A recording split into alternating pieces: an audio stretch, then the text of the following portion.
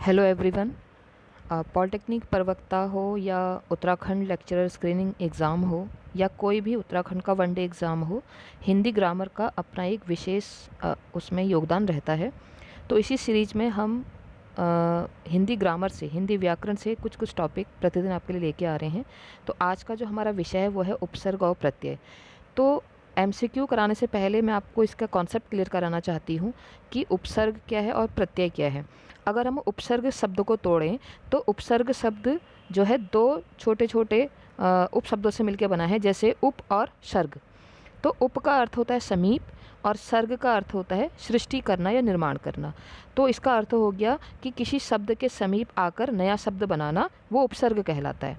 हो सकता है किसी एग्ज़ाम में यही पूछ ले कि उपसर्ग का अर्थ क्या है, या उप का अर्थ बताइए या सर्ग का अर्थ बताइए।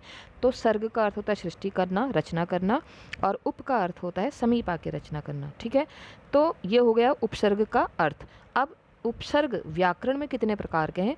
तो उपसर्ग व्याकरण में 3 प्रकार के होते हैं। संस्कृत के उपसर्ग, हिंदी के उपसर्ग और विदेशी या आगत उपसर्ग भी उसको कहते हैं।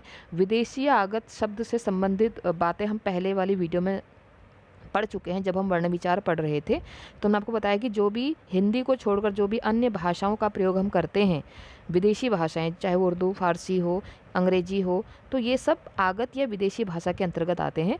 तो उपसर्ग कितने प्रकार के होते हैं? उपसर्ग 3 प्रकार के होते हैं, संस्कृत, हिंदी और विदेशी या आगत उपसर्ग। ठीक है, तो अगर अब मैं बात करूं प्रत्यय, कि प्रत्यय किसे कहते हैं, प्रत्यय का अर्थ क्या है या प्रत्यय की डेफिनेशन क्या है।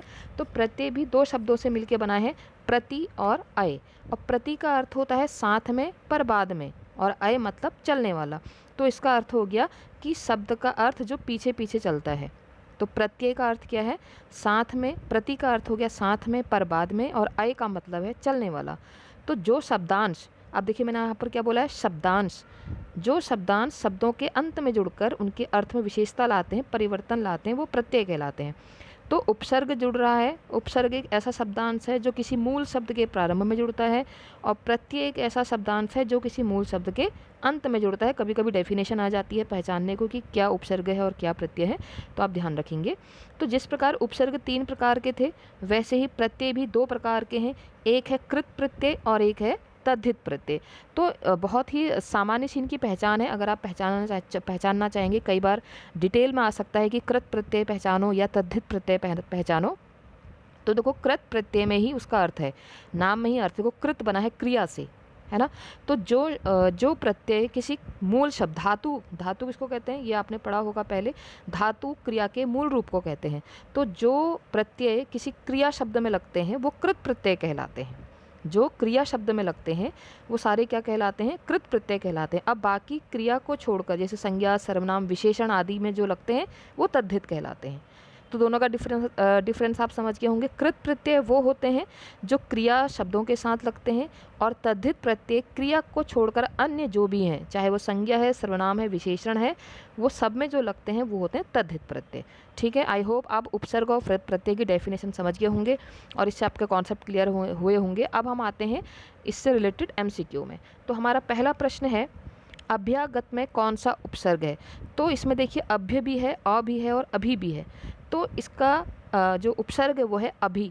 अभी, अब अभी क्यों है? क्योंकि अभी प्लस आगत, ऐसे बहुत सारे शब्द हैं। जैसे प्रत्येक, अगर हम प्रत्येक लिखते हैं आप देखेंगे, लेकिन इसका उपसर्ग क्या है? प्रति।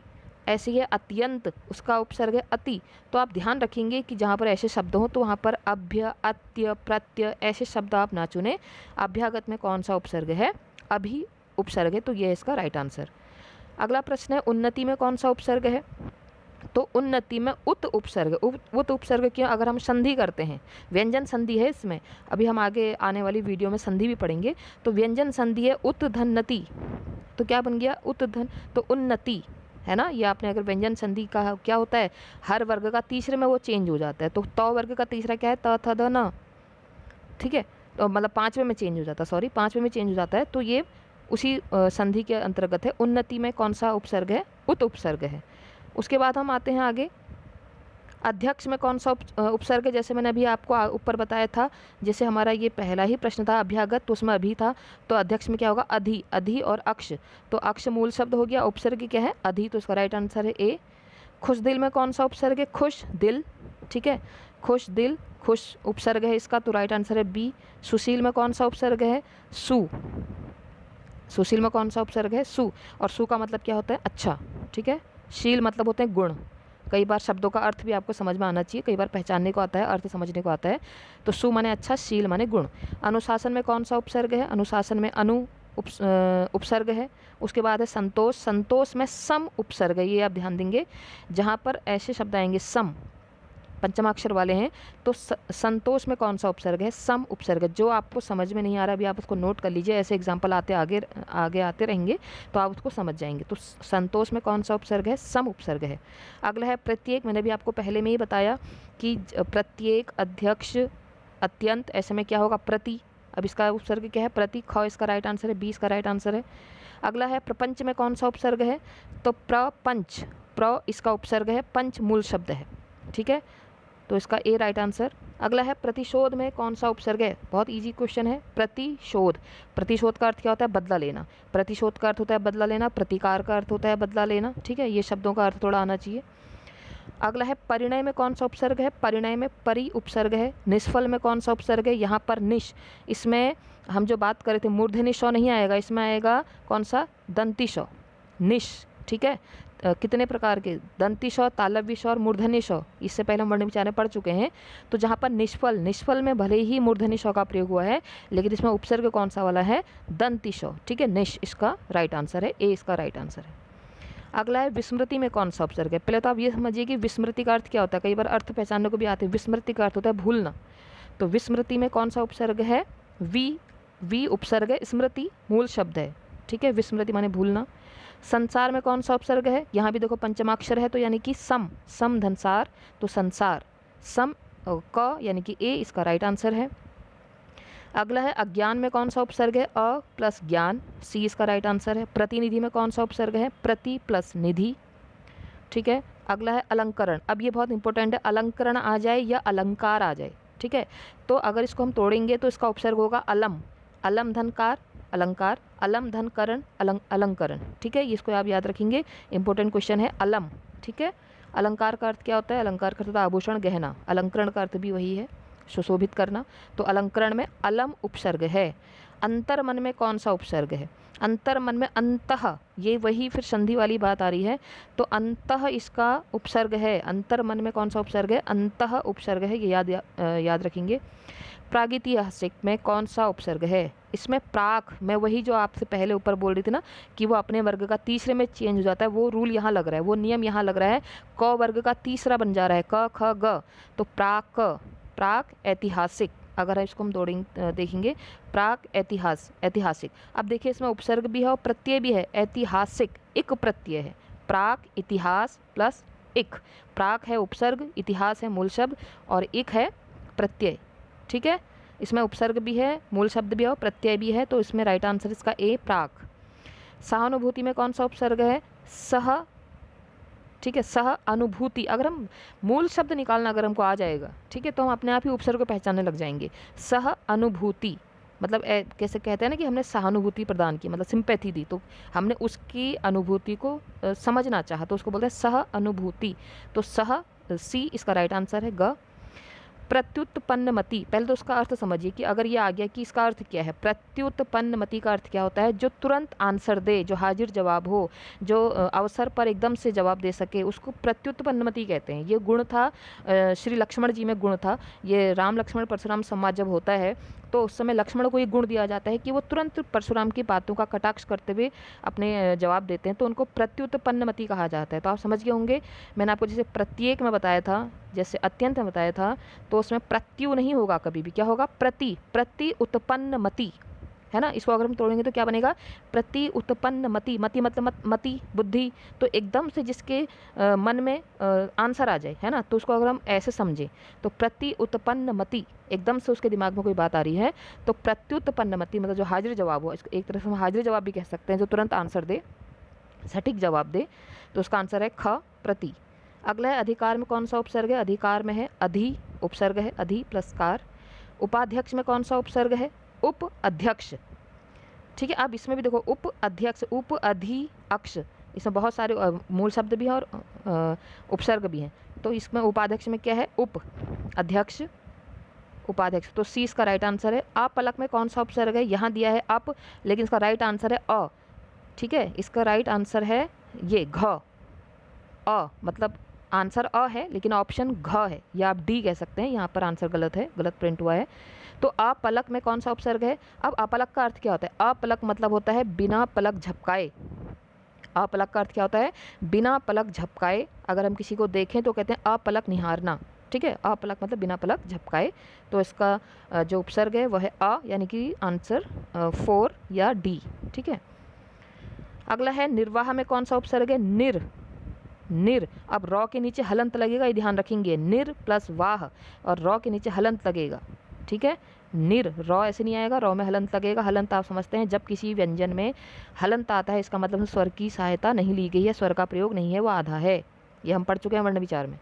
बेईमान में कौन सा उपसर्ग है, तो बेईमान होता है ना, बेईमान, तो बे उपसर्ग है, ईमान मूल शब्द है। तो सी इसका राइट आंसर है।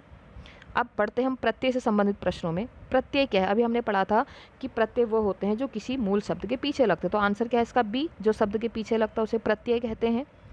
अगला प्रश्न है, निम्न में से किस शब्द में नी प्रत्यय नहीं लगा है। देखिए, अब पहला शब्द है शेर नी, शेर नी, मोर नी, नौकर नी, ऐसा तो नहीं है, नौकरा नी आ रहा है, कूट नी। तो नौकरानी जो ऐसा शब्द है जिसमें नी प्रत्यय नहीं लगा है, इसमें आनी प्रत्यय लगा है, जैसे नौकरानी, देवरानी। ठीक है, जेठानी, जेठानी, जेठानी। तो ये आनी प्रत्यय इसमें लगा है, नी प्रत्यय नहीं लगा है, तो राइट आंसर इसका सी। अगला है सावधानी शब्द में कौन सा प्रत्यय है, तो सावधान प्लस ई, तो क्या बना, सावधानी। तो इसमें ई प्रत्यय है, राइट आंसर सी। अगला प्रश्न है, जिंदगी शब्द में कौन सा प्रत्यय है, तो जिंद मतलब जिंदा रहना। ठीक है, जिंद मूल शब्द है, तो दगी इसका प्रत्यय है, आंसर है ए, दगी।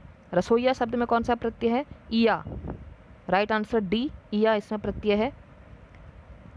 अगला प्रश्न है, निम्नलिखित में से कौन धातु के अंत में जोड़े जाने वाले प्रत्यय हैं। अभी मैंने आपसे कहा था धातु मतलब क्रिया का मूल शब्द, जैसे कोई भी क्रिया है उसका मूल शब्द, जैसे चल, चल एक चलता, चलेंगे, चल रहा था, ये सब चलना है। तो जैसे गाना, गा, ये मूल शब्द है। तो वैसी कौन से ऐसे प्रत्यय हैं जो धातु के अंत में जोड़े जाते हैं, उसे क्या कहते हैं। अभी हमने पढ़ा ना, मैंने आपको जब बताया था प्रत्यय दो प्रकार के होते हैं, तद्धित और कृत। तो कृत माने क्रिया, और क्रिया यानी कि धातु, तो धातु के अंत में जुड़ने वाले प्रत्यय क्या कहलाएंगे, कृत प्रत्यय कहलाएंगे, आंसर बी राइट आंसर है। मच्छरदानी शब्द का प्रत्यय बताइए, मच्छर प्लस दानी, दानी इसका प्रत्यय है, यानी कि डी इसका राइट आंसर है। धड़ाक शब्द का प्रत्यय है आग, धड़ प्लस आग, ठीक है, धड़ाक, तो राइट आंसर है बी, आग। बहाव शब्द का प्रत्यय बताइए, बहाव में है आव, बह प्लस आव, तो राइट आंसर क्या है, डी, सॉरी सी, आव। तो कई बार देखो कन्फ्यूज़ करने के लिए बह भी ऑप्शन में दिया गया है, तो आप ये ना सोचें कि प्रत्यय है तो हमको पूरा ध्यान देना है कि क्या उसका आंसर है। कई बार बह आव हम बोल रहे हैं तो हमने बह में आंसर लगा दिया, गोला ऐसा भर दिया, तो गलती हो जाती है, थोड़ा सा यहाँ पर ध्यान देना है। अगला प्रश्न है, प्रत्यय होता है, मैंने आपको शुरू में ही बताया कि उपसर्ग और प्रत्यय क्या होते हैं, शब्दांश होते हैं, शब्द के अंश होते हैं, वो उनका स्वतंत्र प्रयोग नहीं हो सकता। ठीक है, अगर मैं प्रति बोलूँ तो कुछ उसका उपयोग नहीं हो सकता, जैसे आव मैंने बोला, आव का कोई यूज नहीं है। तो प्रत्यय क्या होता है, शब्दांश, वाक्यांश, पद्यांश, पदांश, तो राइट आंसर है ए, शब्दांश। अगला प्रश्न है, हिंदी में शब्दों के बाद जोड़ने वाले शब्दांशों को क्या कहते हैं। शब्दों के बाद जोड़ने वाले शब्दांशों को परसर्ग कहते हैं। अब परसर्ग मतलब कारक है, हाँ ये कारक, एक एडिशनल क्वेश्चन आपको मिल गया। परसर्ग मतलब कारक, और कारक की संख्या कितनी होती है, 8। ये बचपन में आपने पढ़े होंगे, कर्ता ने कर्म को करण से संप्रदान के लिए अपादान से अलग होने पर संबंध काके के अधिकरण में पर संबोधन है, अरे हो, ठीक है। 8 प्रकार के होते हैं कारक, वही प्रसर्ग भी, उन्हीं को परसर्ग भी कहा जाता है। अगला है, औपचारिक शब्द में कौन सा प्रत्यय है, तो इक प्रत्यय है, एक प्रत्यय बहुत बार पूछा जाता है। धार्मिक शब्द में कौन सा है, तो इसमें भी एक प्रत्यय, धर्म प्लस एक, धार्मिक। चर्मकार और प्रभाकर, प्रभाकर सूर्य का पर्यायवाची है, ठीक है। तो चर्मकार प्रभाकर में कौन सा प्रत्यय निहित है, चर्मकार प्रभाकर, तो 20 का राइट आंसर है, कार और कर वाला। खिलाड़ी और गमनीय शब्द में कौन सा प्रत्यय प्रयुक्त है। पहले तो ये सोचिए खिलाड़ी में मूल शब्द क्या है, कई बार ये तो उसका मूल शब्द खिला नहीं है, मूल शब्द है खेल, खेल प्लस आड़ी, तो आड़ी और ई है, तो राइट आंसर है ए, ठीक है। गमन प्लस ई है, गमनीय। क्वेश्चन नंबर नेक्स्ट, गाने वाला लघुत्तर शब्द में कौन सा प्रत्यय प्रयुक्त है, गाने वाला, वाला इसका पहला आंसर हो गया। लघुत्तर, तर इसका प्रत्यय हो गया, तो राइट आंसर है इसका बी, बी राइट आंसर है। खंडहर लुटेरा शब्द में प्रत्यय बताइए। खंडहर, ठीक है, हर ध्यान रखेंगे प्रत्यय शब्द के अंत में लगता है, तो खंडहर और लूट एरा। लूट अगर इसको हम मूल शब्द बनाएंगे तो ल में छोटा ऊ की जगह बड़ा ऊ हो जाएगा, ध्यान रखेंगे। कई बार हो सकता है ये पूछ ले कि लुटेरा शब्द में प्रत्यय प्रयोग हुआ है लेकिन इसका मूल शब्द क्या है, तो ऑप्शन में लुट भी होगा, लूट भी होगा, टेरा भी होगा और एरा भी होगा, तो राइट आंसर क्या होगा, लूट, ल में बड़ा ऊ। यहाँ पर प्रत्यय पूछा है तो राइट आंसर क्या है, ए, हर और एरा। अगला प्रश्न है, जो प्रत्यय धातु के अंत में लगते हैं उसे क्या कहते हैं, अभी हमने पढ़ा, उसको कृत प्रत्यय कहते हैं, ए राइट आंसर है। अगला है, जो प्रत्यय संज्ञा सर्वनाम और विशेषण से जुड़कर नया शब्द बनाते हैं, ये हमारा तद्धित प्रत्यय की डेफिनेशन आ गई है, वही इसका राइट आंसर है, आंसर नंबर बी, तद्धित प्रत्यय। कृदंत प्रत्यय किन शब्दों के साथ जोड़ते हैं, देखिए क्वेश्चन को घुमा दिया, आइए मैंने आपको बताया ना, कृदंत प्रत्यय क्या होते हैं, क्रिया, तो राइट आंसर है सी, क्रिया। पांडव शब्द में कैसा प्रत्यय है, पांडव शब्द में कोई प्रत्यय नहीं है, इसका राइट आंसर है डी, कोई प्रत्यय नहीं है।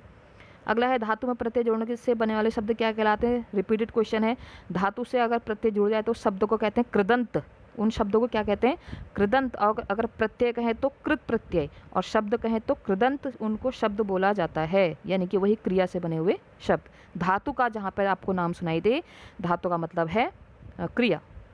अगला प्रश्न है, निम्नलिखित में से किस शब्द में प्रत्यय प्रयुक्त नहीं हुआ है, देखो बोली, बोल बड़ी की मात्रा बोली, ई है इसमें प्रत्यय। भाष, भाष का मतलब होता है बोलना, ठीक है, और आ भाषा, इसमें भी प्रत्यय लगा है। पिपासा, पिपास आ, पिपासा, इसमें भी प्रत्यय लगा है। अंकुर एक मूल शब्द है, इसमें कोई प्रत्यय नहीं लगा है, तो राइट आंसर है डी। अगला है, कहावत शब्द में किस प्रत्यय का प्रयोग हुआ है, कहावत, ठीक है, कहावत में किस प्रत्यय का प्रयोग हुआ है, तो आवत, कह प्लस आवत, कहना, आवत, ये इसका आंसर है, आंसर नंबर ए। और आज का लास्ट क्वेश्चन, बैठक शब्द में किस प्रत्यय का प्रयोग हुआ है, तो प्रत्यय पूछा है लेकिन ऑप्शन में बे भी लिखा है, बैठ भी लिखा है, अक भी लिखा है और क भी लिखा है, तो बैठक शब्द में क प्रत्यय यूज हुआ है, आंसर नंबर डी।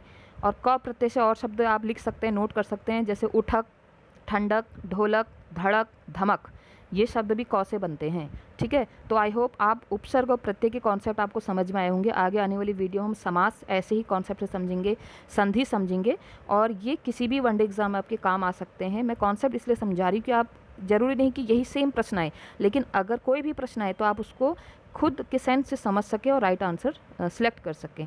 तो आज के लिए इतना ही और बहुत बहुत धन्यवाद।